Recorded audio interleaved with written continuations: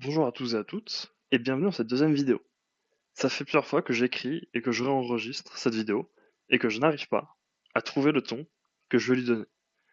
C'est un des principaux problèmes que j'ai eu pour ne serait-ce que lancer la chaîne. De quoi je parle, et comment j'en parle. Est-ce que je fais de la critique de jeux vidéo comme Savon? Faudrait que je joue à beaucoup plus de jeux, différents.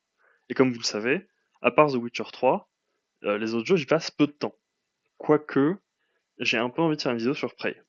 Est-ce que je fais de la critique cinéma? Non, parce que j'aime pas vraiment le milieu des critiques cinéma et que j'ai pas envie de me frotter à des gens comme ça. Est-ce que je fais des best-of de moi qui joue? Bah, c'est déjà énormément fait, c'est un marché qui est rempli et je ne pense pas être particulièrement plus drôle que les autres, donc je ne pense pas attirer grand monde. Et c'est après une sacrément longue période que je me suis dit, mais en fait, j'ai qu'à parler de ce que j'aime. Et ce que j'aime, c'est les jeux vidéo, le cinéma, la musique, la littérature, et en fait, énormément de choses dont je peux parler sur cette chaîne. Mais je me voyais mal commencer à parler de tout ça sans un peu d'introduction.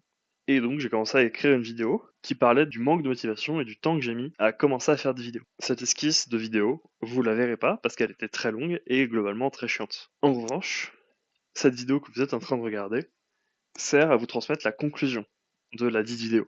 La conclusion qui globalement disait: le regard des autres n'est pas important. Le temps que vous allez passer aujourd'hui à travailler n'est qu'une goutte d'eau dans l'océan de votre vie, donc autant éviter que l'océan qui arrive soit un océan de regrets parce que quelques gouttes d'eau n'ont pas été mises au bon endroit. Et enfin, si tu penses ne pas avoir le matériel qu'il faut pour travailler, tu as tort. Peu importe ce que tu as envie de faire dans la vie, je pense qu'il y a toujours moyen de le faire avec très peu de moyens.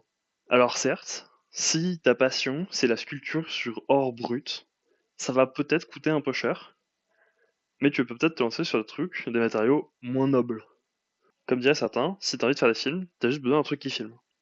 Moi j'ai envie de faire des vidéos, j'ai juste besoin d'un truc qui monte et d'enregistrer ma voix. Je le fais sur un PC qui tient pas debout, avec un micro moche et une connexion moyenne, mais je le fais. Alors si toi aussi t'as toujours eu un rêve, lance-toi. Sacrifie quelques soirées, quelques jours, c'est pas grave, mais lance-toi. Commence petit, par des petites sessions de travail, mais lance-toi. Passe le pas de commencer.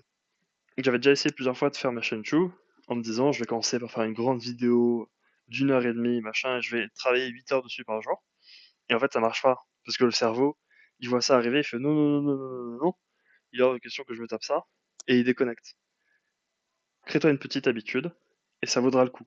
Je suis sûr que ce que tu as à proposer sera nul au début, mais qu'au plus profond de toi-même, tu as des belles choses à dire, des belles choses à montrer, des belles choses à me faire écouter. Et je suis très content que les artistes que j'écoute aujourd'hui se soient dit un jour qu'ils allaient commencer à faire de la musique.